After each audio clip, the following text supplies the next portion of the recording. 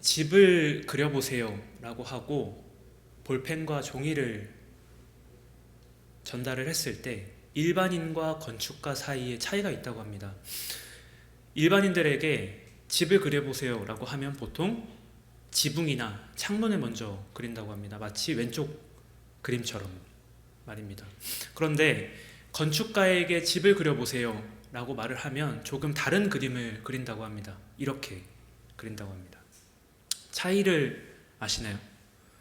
그러니까 일반인들은 집을 세워본 적이 없기 때문에 기둥도 없는 상태에서 뜬구름 없는 지붕만 둥둥 떠다니면서 이제 그런 상상 속의 집만 그린다는 건데, 건축가는 집을 세워가는 그 절차, 순서를 고려해서 주춧돌부터 먼저 그린다는 거죠. 굉장히 와닿았습니다. 왜냐하면 교회를 그려보세요 라고 했을 때 우리는 간판 먼저 달려고 하는 것 아닐까? 교단 먼저 생각하는 것 아닐까? 높은 첨탑 먼저 세우려고 하는 것 아닐까? 어쩌면 우리도 일반인처럼 교회를 세워갈지도 모르겠다라는 생각을 했습니다. 건축가처럼 우리가 교회를 세워가는 데 있어서 가장 먼저 주춧돌을 삼아야 하는데 어느 순간부터 우리도 뜬구름 잡는 지붕에 관심을 둔 건 아닐까라는 생각을 하게 되었습니다. 한국교회를 사로잡는 건 뭘까라는 고민을 했습니다. 요 근래에 많은 뉴스를 통해서, 그리고 저도 이제 청년 혈기왕성했었던 시절에 던졌던 질문은 한국교회가 왜 이 모양일까에 대한 질문이었는데, 한국교회를 사로잡는 거는 크게 몇 가지 있겠지만 제가 느낀 바로는 첫 번째는 학벌인 것 같습니다. 교회 안에서도 어느 대학교 다니면 괜찮은 학창시절을 보냈다라고 생각을 하는 것 같고, 그 학벌이 끝나면 얼마 이상의 연봉을 받으면 괜찮은 인생이 시작되는 것 같다라는 이야기가 교회 안에서 돌고, 그리고 돈, 권력 이런 것들이 교회를 사로잡고 있다는 생각을 하게 되었습니다. 최근에 한 조사기관에서 설문조사를 했습니다. 무교인, 그러니까 종교를 갖고 있지 않은 무교인을 대상으로 한국에 있는 종교 얼만큼 신뢰하고 있습니까에 대한 설문조사를 했는데, 불교는 39% 신뢰할 만하다라는 답변을 했고, 천주교 36% 신뢰할 만하다라는 답변을 했고, 우리 개신교 8.9% 신뢰할 만하다라는 답변을 했습니다. 그래서 무교인들에게 물어봤습니다. 왜 당신은 개신교를 그렇게 신뢰하지 않느냐라고 다시 물었더니 크게 두 가지 이유. 첫 번째, 지나친 전도. 두 번째, 부패. 이 두 가지를 종합하면 이렇습니다. 세상과 별반 다르지 않은 욕심을 갖고 부패한 교회가 지나치게 전도하니까 나는 그 종교를 신뢰할 수 없소 라고 답을 하는 것이죠. 우리 예인교회를 사로잡고 있는 건 뭘까라는 생각을 했습니다. 우리 예인교회는 지붕을 먼저 그리는 걸까? 지붕을 그리는 것에 관심 있는 걸까? 주춧돌, 에베소서에서 이야기하고 있는 주춧돌 예수를 먼저 터잡아서 교회를 세우려고 하는 걸까에 대한 질문을 하게 되었습니다. 교회 안에서 벌어지는 수많은 자원봉사, 섬김, 나눔, 전도, 기도 모임 있지만 그 안에서 어느 순간 예수는 온데간데 사라지고 말았습니다. 우리의 모임은 예수를 통해서 시작이 됐습니다 라고 말하는 분들, 한국교회에서 많이 사라졌다는 것이죠. 이렇게 무교인들의 불신을 받고 있는 한국교회의 참상, 비극, 그리고 조금 더 심하게 말하면 기독교가 어느 순간 개독교로 조롱받고 희롱받고 있는 이 시대 속에서 신은 죽었다라고 말하는 어떠한 무교인들 앞에서 우리는 어느 순간 답할 것을 잃어버렸는지도 모르겠습니다. 뿐만 아니라 한국교회 안에 사로잡고 있는 것은, 가장 뿌리 깊게 깊숙이 내리고 있는 것은 아마도 어쩌면 무신론인지도 모르겠습니다. 이 현상은 비단 우리에게만 있는 현상이 아니라 19세기, 20세기 해겔부터 시작해서 니체로부터 절정에 이르게 된 그 신은 죽었다라는 그 명제가 유럽과 미국을 온통 뒤덮었을 때 어느 하나 나서서 아니, 신은 죽지 않았어. 너희들이 말한 것은 16세기가 만들어낸 하나님, 너희들이 죽었다라고 말하는 것은 17세기가 창조해낸 하나님, 너희들이 부정하고 있는 그 하나님은 18세기에 욕망이 만들어냈던 하나님이야. 우리가 믿고 있는 것은 히브리 노예들을 애굽에서 이끌어내셨던 하나님, 그리고 먹이셨던 하나님, 그리고 오늘 본문처럼 제자들에게 친히 살아계심을 나타내셔서 하나님 나라를 함께 이야기하고 계시는 임마누엘의 하나님은 단 한 번도 죽지 않았어 라고 과연 한국교회는 대답할 수 있을까? 21세기에서도 아니 어쩌면 예인교회 안에서도 이런 이야기가 오고 갈지 모르겠습니다. 여호와는, 우리 하나님은 이제 수명이 다 했는가벼. 우리는 이제 나누고 섬기면 돼. 비합리적인 종교 가운데에서 우리가 할 수 있는 것은 나눔이야, 섬김이야. 맞습니다. 그런데 우리는 교회라는 곳에서 모이지 않았습니까? 이제는 예수를 이야기할 때가 된 것 같습니다. 하나님 없는 교회처럼 보이는 한국교회에서 우리는 무엇을 되돌아봐야 할까? 어쩌면 우리는 일반인처럼 지붕만을 쫓고 있는 건물을 따르고 있는 것은 아닐까? 이제는 다시 건축물이 올라가는 순서에 따라, 교회를 세워가는 순서에 따라 주춧돌 먼저 그려가야 되는 건 아닐까라는 생각을 하게 되었습니다. 오늘 본문은 사도행전입니다. 저는 청년들에게 이런 얘기를 합니다. 사도행전을 읽는 여러 가지 방식이 있는데 개인적으로 누가복음에 이어서 읽었으면 좋겠다라고 저는 청년들에게 권면합니다. 사도행전 1장 1절에 이런 표현이 나옵니다. 데오빌로여, 내가 먼저 쓴 글에는. 그러니까 이 사도행전은 먼저 쓴 글을 전제해서 이어서 쓴다는 겁니다. 그러면 먼저 쓴 글이 뭘까요? 학자들은 수많은 의견을 갖고 있지만 여기에서 말하는 사도행전 1장 1절에 내가 먼저 쓴 글이라는 것은 누가복음을 뜻한다고 말하고 있습니다. 왜냐하면 누가복음 1장 3절, 4절에서도 마찬가지로 데오빌로를 향한 마음이 담겨있기 때문입니다. 그러면 사도행전을 누가복음에 이어서 쓴 글이라고 한다면 누가복음은 어떤 내용이 담겨 있을까요? 예수에 대해서 담겨 있습니다.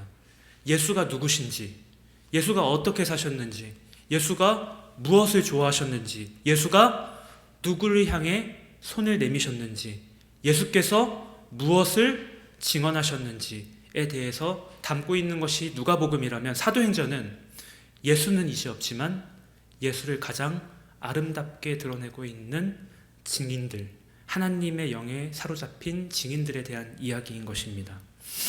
이 증인들에 대한 이야기를 오늘 여러분들하고 함께 나눠보려고 합니다. 사도행전 1장 3절, 6절을 보시면 이렇게 되어 있습니다. 그들에게 또한 예수님은 고난받으신 뒤에 40일 동안 제자들에게 나타나셔서 하나님 나라에 관한 일들을 하셨다. 제자들이 함께 모여있을 때 예수님께 여쭤보았다. 주님, 바로 이때에 주님께서 이스라엘을 위해 나라를 다시 일으켜 세워주시려는 겁니까? 이 3절과 6절, 3절은 예수께서 행하셨던 것이고 6절은 예수께서 행하셨던 것에 대한 제자들의 반응입니다.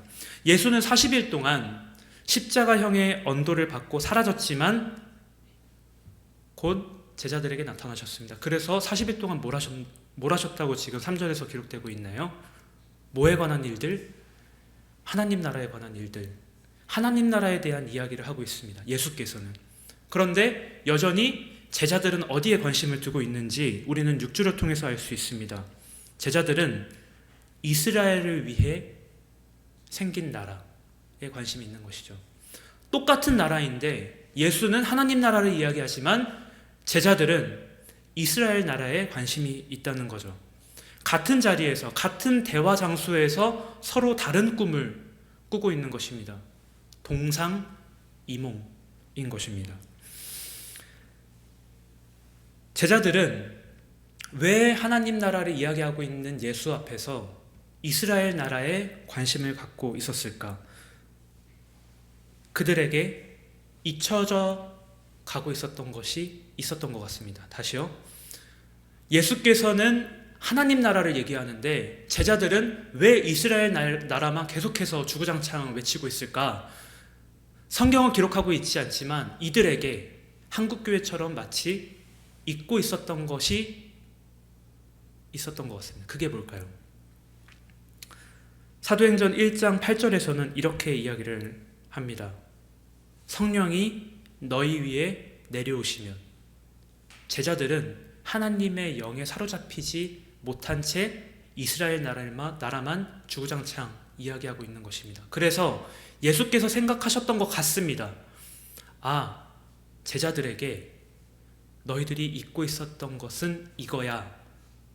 수많은 것을 너희들이 잊고 있었지만 그 중에 하나, 성령, 하나님의 영, 너희들이 놓치지 말고 너희들이 한평생 이 세상을 살아가는 데 있어서 놓치지 말아야 할 하나님의 영에 사로잡히는 것을 너희들은 다시 한번 회복해야 될 것 같아 라고 말씀을 하시는 겁니다. 그러니까 이렇게 말씀하시는 거죠. 성령이 너희에게 임하시면 너희는 능력을 받을 거야. 그래서 그 능력으로 뭐해? 예루살렘, 온 유대, 사마리아, 그리고 마침내 땅끝까지 너희들은 내 증인대로 살아야 돼. 너희들을 통해서 세상은 나를 듣게 될 거야. 너희들을 통해서 세상은 나를 보게 될 거야. 너희들이 해야 할 건 뭐냐? 내 증인이 되는 것. 이 이야기를 듣고서 제자들이 다시 한번 정신을 바짝 차렸는지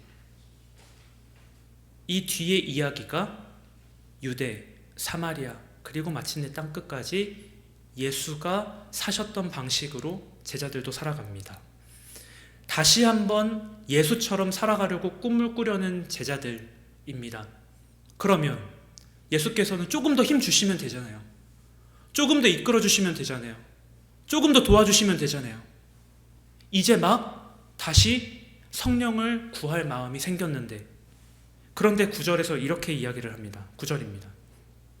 이런 말씀을 하시고는 그들이 보는데 위로 들려 예수께서 올라가셨습니다. 그리고 구름에서 이제 제자들의 눈에서 예수는 사라졌습니다. 조금 더 힘주시면 되는데, 조금만 더 도와주시면 내가 해볼 수 있을 것 같은데, 내 옆에서 조금만 더 위로해 주시면 내가 그 길 걸어갈 수 있을 것 같은데, 예수께서는 성령을 너희들이 구하라 라고 말한 다음에 하늘 위로 올라가신다는 거죠. 사라지신 거죠. 다시 꿈꾸기 시작하려던 찰나의 제자들을 두고서 사라지시는 예수입니다. 제자들은 어떤 반응을 보였을까요? 10절입니다.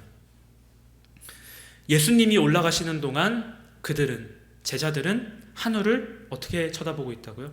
뚫어지게 쳐다보고 있었다. 당황이었을까요? 원망이었을까요? 조금만 더 내 옆에 계셔 주셨으면 내가 한번 해볼 수 있었을 것 같은데, 이제 막 정신 차리기 시작했는데, 아니 갑자기 다시 하늘로 올라가신다니, 갑자기 다시 내 눈에서 사라지신다니. 그러니까 제자들은 어떻게 하나요? 하늘을 뚫어지게 쳐다보고 있는 겁니다. 그런데 보라, 두 남자가 제자들 곁에 섰습니다. 그들은 흰옷을 입었습니다. 그들이 제자들에게 어떤 말씀을 전했을까요? 11절입니다. 갈릴레아 사람들이여, 왜 하늘을 뚫어지게 바라보며 서 있나요? 예수님, 곧 그대들을 떠나 하늘로 올라가신 분은 하늘로 올라가신 그대로, 그대들이 지켜본 그대로 다시 내려오실 것입니다. 이 말이 위로가 됐을까? 성경은 기록하고 있지 않습니다. 11절과 12절 사이에 엄청난 공백이 있습니다. 그러니까 우리들은 상상을 할 수밖에, 읽을 수밖에 없는 거죠.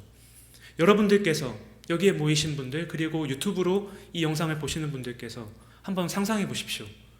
이제 막 성령을 구하려고 했습니다. 근데 예수께서 하늘로 올라가셔서 우리 가운데서 사라지셨습니다. 힘이 빠진 것 같습니다. 원망일까요? 그런데 하나님께서 두 사람을 통해서 말씀하십니다. 왜 하늘을 계속 쳐다보고 있습니까? 예수님은 다시 곧 오실 건데. 제자들이 어떤 마음을 가졌는지는 모르겠지만 12절입니다.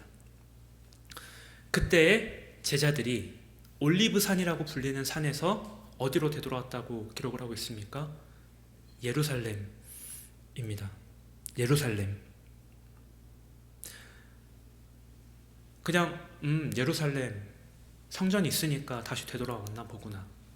예루살렘, 거기에 그들의 일상이 있기 때문에 다시 살아가기 위해서 또 힘을 얻어서 돌아왔구나 라고 생각하실지 모르겠지만, 예루살렘에 대해서 우리는 누가복음에 이어서 사도행전을 읽어야 된다고 말씀드리지 않았습니까? 누가복음 마지막에 어떤 사건이 있는지에 대해서 여러분들이 주목해 보시면 예루살렘으로 돌아간다는 게 조금 다르게 느껴지실 수도 있습니다. 예루살렘, 안나스 정원의 뜰에서 베드로가 닭이 3번 울기 전에 주님을 부인한 곳, 내 연약함이 있는 곳, 예루살렘입니다. 너 예수와 관련된 거 아니야? 예수하고 같이 다녔던 것 같은데. 난 그 사람 몰라. 난 그 사람하고 같이 다닌 적 없어. 난 그 사람하고 관계없어. 베드로가 자신의 연약함을 가장 극명하게 드러낸 곳 예루살렘입니다. 또 예루살렘은 어떤 곳입니까? 주님과의 모든 추억과 모든 쌓아온 시간들이 부정당한 골고다 언덕이 있는 곳입니다. 내 메시아야, 내가 따르는 주님이야, 내 그리스도야 라고 한평생 살아갔던 제자들이 허무하게 자신의 믿음이 무너져 버린 곳, 골고다 언덕이 있었던 곳이 예루살렘이었던 거죠. 또 로마 군병과 바리새인들이 예수 돌아가신 다음에 예수를 따르던 자들을 축출하기 위해서 군대를 순회시켰던 곳 예루살렘. 예루살렘은 내 연약함이 있는 곳이고 주님과의 모든 시간이 허망하게 무너져 내린 곳이고, 그리고 겁에 짓눌린 실패의 자리입니다. 그러나 바로 그곳에서 아버지의 약속 성령을 기다려야 하기 때문에 그들은 예루살렘으로 돌아간 것입니다. 예루살렘에서 아버지께서 약속하신 하나님의 영을 제자들은 기다리기 시작했습니다. 마침내 오순절 날에 베드로와 제자들에게 하나님의 영이 임하기 시작합니다. 사도행전 2장 1절에서 4절 전반절까지만 읽도록 하겠습니다. 우리 함께 읽도록 하겠습니다. 시작. 때가 차서 오순절 날이 되었을 때 그들 모두가 같은 자리에 함께 있었다.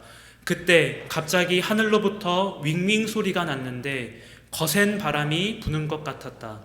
그 소리가 그들이 앉아있는 집을 온통 가득 채웠다. 불길처럼 여러 갈래로 나뉘어진 혀들이 그들에게 보였고 그들 한 사람 한 사람 위에 내려앉았다. 그들은 모두 성령으로 가득 찼다. 아멘.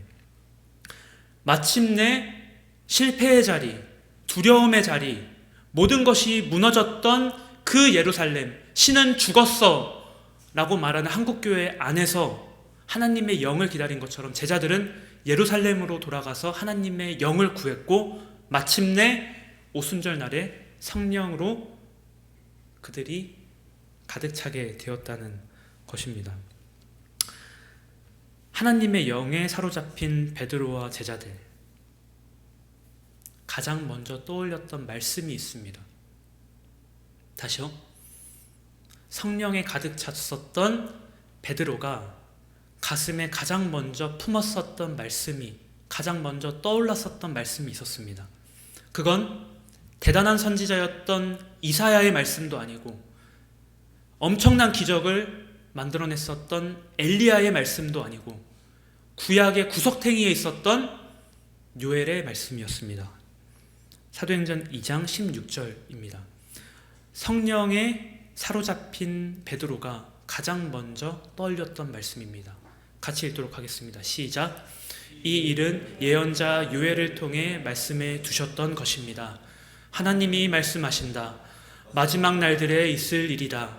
내가 내 영을 모든 생명체 위에 쏟아 부어 주겠다. 그러면 너희의 아들들과 너희의 딸들은 예언할 것이다. 너희의 젊은이들은 환상을 볼 것이다. 너희의 노인들은 꿈을 꿀 것이다. 아멘. 왜 하필 요에서였을까요? 이사야도 있잖아요. 에스겔도 있잖아요. 엘리야도 있잖아요. 왜 하필 요엘이었을까? 성령을 통해서 성령에 사로잡힌 베드로가 가장 먼저 떠올렸었던 이 요엘서의 말씀. 자녀들은 예언할 것이고 청년들은 환상을 볼 것이고 죽어가는 노인들은 꿈을 꿀 것이다.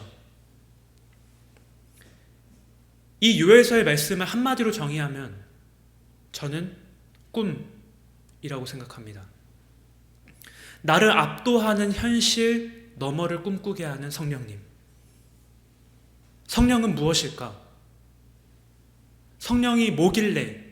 제가 어렸을 적에 중고등부 수련회를 갔었을 때 성령 받은 게 뭐냐라고 질문을 했을 때에 그 당시에 집회의 강사분은 이런 얘기를 했습니다.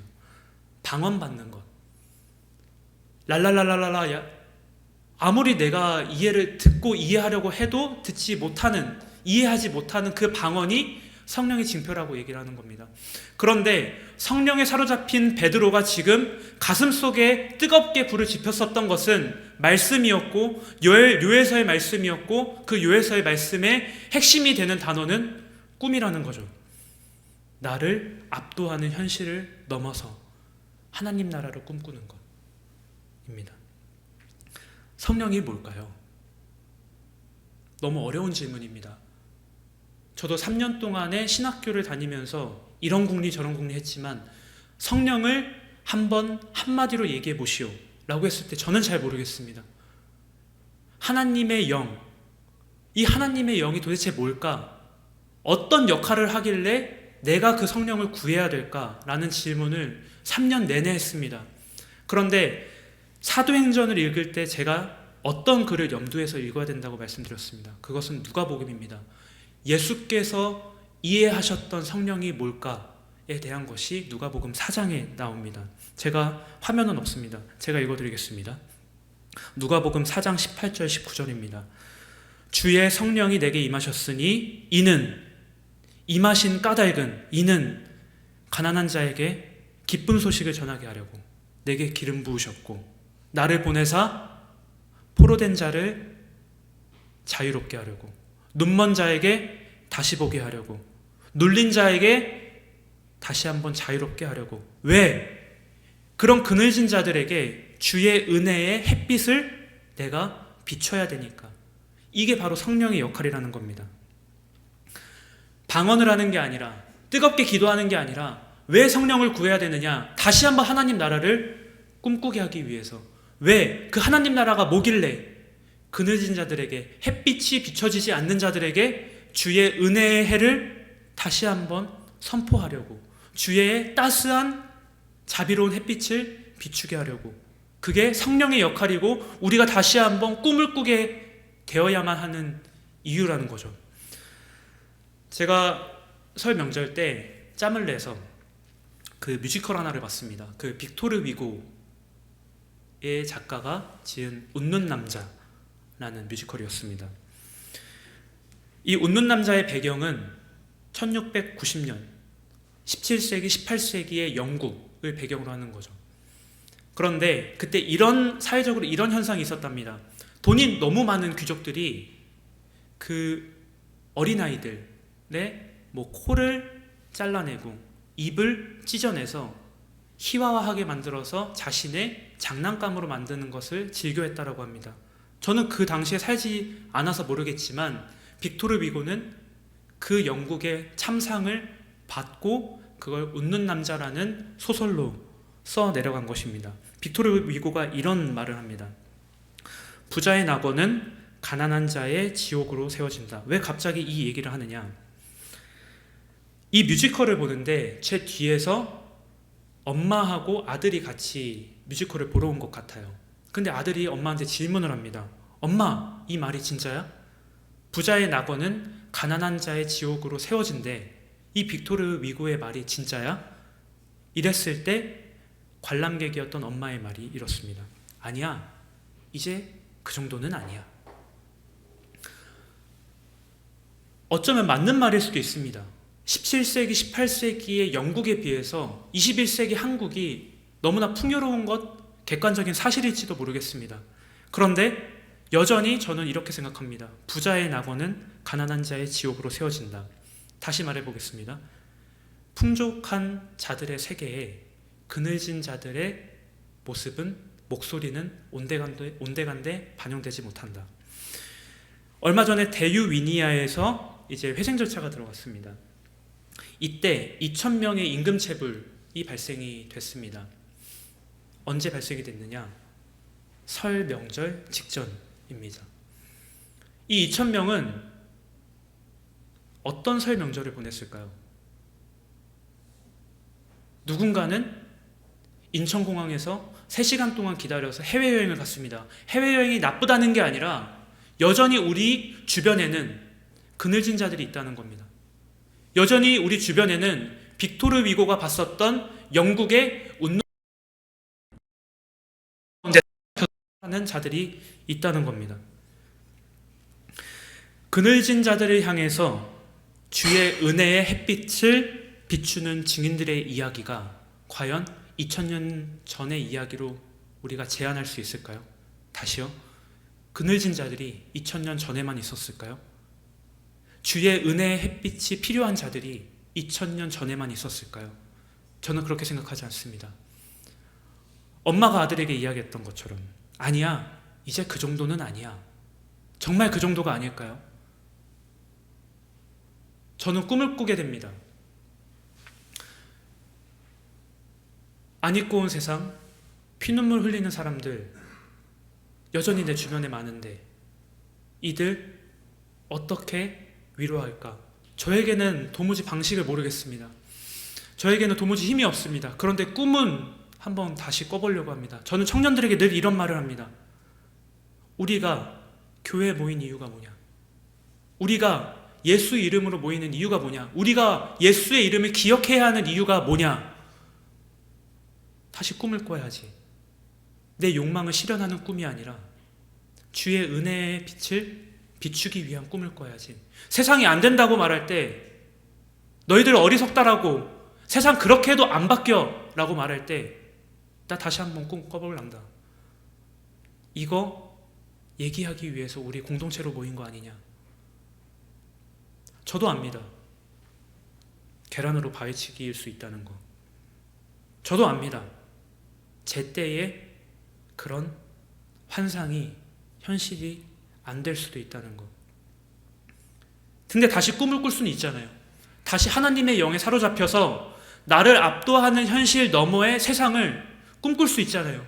하나님 나라를 꿈꿀 수 있잖아요. 더 이상 이스라엘 나라가 아니라. 저는 교회가 그런 곳이 되어야 된다고 생각합니다. 지붕만, 첨탑만, 간판만, 교단만 집중하는 것이 아니라 주춧돌이 도대체 누구길래 우리가 다시 꿈을 꿔야 하는지, 꿀 수 있는지에 대해서 이야기를 할 줄 아는 것, 예인교회가 되었으면 좋겠습니다. 신은 죽었다라고 말하는 수많은 사람들에게 여호와는 수명이 다 했는가벼, 이제 우리가 할 수 있는 것은 비합리적인 종교가 아니라 섬김, 나눔이 전부야 라고 말할 때, 아니, 하나님은 여전히 살아계시고 나는 하나님 나라를 꿈꾸고 나는 작은 예수처럼 살아갈 거다. 왜? 성령이 내 위에 임하셨으니 내가 능력을 받게 됐거든. 이제 나한테 한계선이 없거든. 나 온 유대뿐만 아니라 사마리아, 마침내 땅끝까지 난 갈 거야. 이 이야기를 과연 한국교회가 할 수 있냐는 거죠. 저에게도 과제입니다. 말씀을 마무리하도록 하겠습니다. 설교가 어려운 이유는 너는 그렇게 사느냐에 대한 질문 앞에서 자유롭지 못하기 때문입니다. 청년들에게 교회 열심히 다녀, 기도 열심히 해, 하나님의 영에 사로잡혀 라고 자신 있게 얘기할 수 없는 이유는 그렇게 하나님의 영에 사로잡혔을 때 평탄한 인생 아니니까.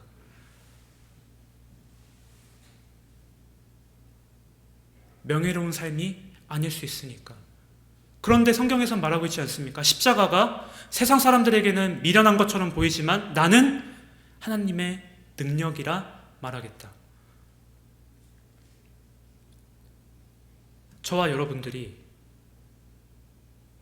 언제까지 꿈을 꿀 수 있을지 모르겠습니다.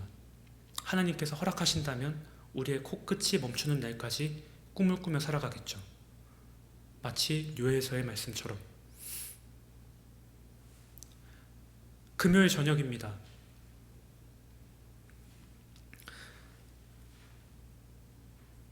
수많은 믿음의 선배분들 앞에서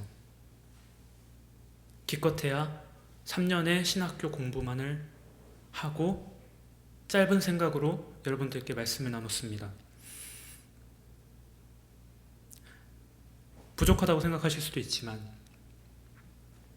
저와 예인교회 청년부는 앞으로 지붕이 아니라 주춧돌 먼저 그려보려고 합니다. 여러분들은 어떠신지요? 예인교회는 어떠신지요? 우리가 잊고 있었던 것은 뭘까? 우리가 사로잡혔던 것은 뭘까?에 대해서 다시 한번 생각하는 금요일 저녁이 되었으면 좋겠습니다. 기도하겠습니다.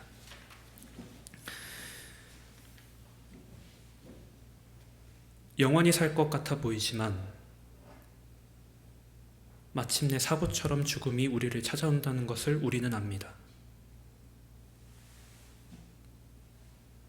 우리 코끝에 호흡이 멈출 날까지 우리 걸음걸이를 당신 말씀 위에 세우소서. 예수 그리스도의 이름으로 기도했습니다. 아멘.